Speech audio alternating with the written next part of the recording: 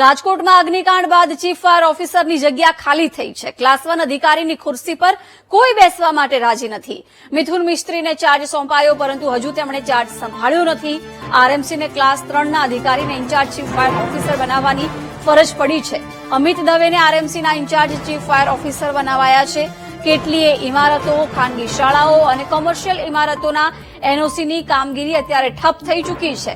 લાંચિયા CFO Anil મારુની ધરપકડ કર્યા બાદ 78 ફાઇલ પેન્ડિંગ છે. તમામ ફાઇલની તપાસ કરાશે તેવું અમિત દવેએ જણાવ્યું છે.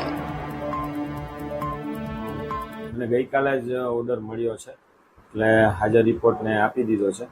અને fire NOC related 78 file pending છે અત્યારે.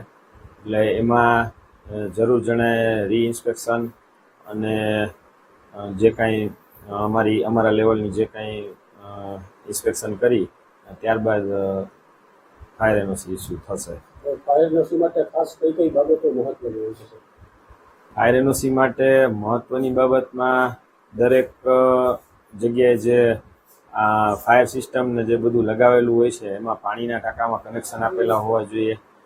પછી 3.5 kgના પ્રેશરથી પાણી આવે તો એ જ નિયમ મુજબ હોય છે. બીજું, દરેક ફ્લોર ઉપર એબીસી અને CO2ના ફાયર એક્સટિંગ્યુશર રાખેલા હોવા જોઈએ. દરેક જગ્યાએ ફાયરની અલાર્મની પેનલ અને જે સાયરન વાગે છે એ પણ બરાબર હોવા જોઈએ. અને એ બધું ઇન્સ્પેક્શનમાં બરોબર હોય અને ઓકે હશે તો ફાયર એનઓસી ઇસ્યુ અમે કરી આપશું. વિગતો સાથે સંવાદદાતા ભાવેશ જોડાઈ ગયા છે. ભાવેશ, ચીફ ફાયર ઓફિસરની જગ્યા ખાલી હોવાને કારણે અત્યાર સુધી 78 ફાઇલ પેન્ડિંગ છે. મિથુન મિસ્ત્રીએ પણ હજુ સુધી ચાર્જ નથી સંભાળ્યો. શું વિગતો?